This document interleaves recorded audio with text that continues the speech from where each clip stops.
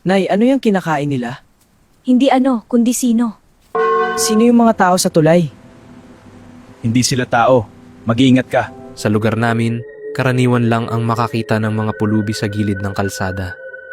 Lalo na sa ilalim ng tulay kung saan tahimik at madilim kapag gabi. Sanay na ang mga tao na balewalain sila, pero may isang pamilya na hindi ko makalimutan. Mag-asawa sila at may 2 bata. Payat, marumi, at halatang hirap na hirap sa buhay. Araw-araw ko silang nakikitang namamalimos, kaya sigurado akong wala silang sapat na pambili ng pagkain. Pero isang gabi, napansin ko na may hawak silang kaldero at tila may niluluto. Nagtaka ako kung saan sila kumuha ng karne. Kinabukasan, nadaanan ko ulit sila sa parehong oras. Ganoon pa rin ang eksena.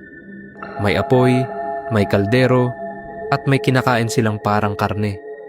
Doon na ako kinabahan dahil imposible na araw-araw silang may ulam gayong wala naman silang pera.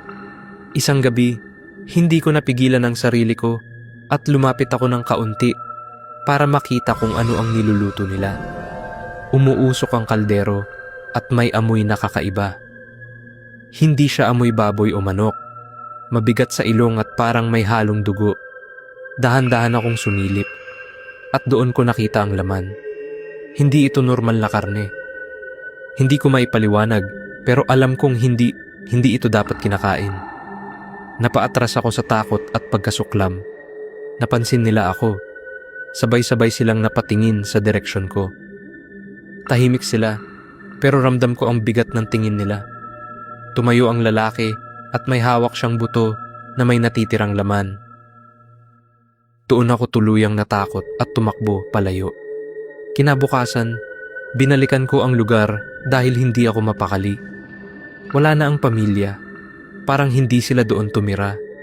Pero may bakas sa lupa at may naiwan na isang maliit na tsinelas. Doon ko napagtanto na may mali talaga. Hindi ako nakatiis at isinumbong ko sa barangay ang nakita ko. May mga tanod na nag-imbestiga sa lugar. Hinanap nila ang pamilya. May nakita silang bakas ng pinaglutuan at mga buto na nakabaon sa lupa. Hindi nagtagal, nalaman ang katotohanan. Hindi sila pulubi. Matagal na pala silang patay. Ilang taon na ang nakalipas, may isang pamilyang namatay sa ilalim ng tulay dahil sa gutom. Walang tumulong sa kanila noon. Unti-unti silang nanghina hanggang sa tuluyang mawala ang buhay. At simula noon, may mga nagkukwento na may nakikitang pamilya sa gabi na tila kumakain. Kahit wala naman silang pagkain. Matapos iyon, nilinis ng barangay ang lugar at naglagay ng ilaw sa ilalim ng tulay. May mga taong tumutulong na rin sa mga pulubi sa paligid para hindi na maulit ang nangyari. Simula nang maliwanagan ang lugar, hindi na muling may nakakita sa pamilyang iyon. At sa tuwing napapadaan ako roon, naaalala ko ang nangyari.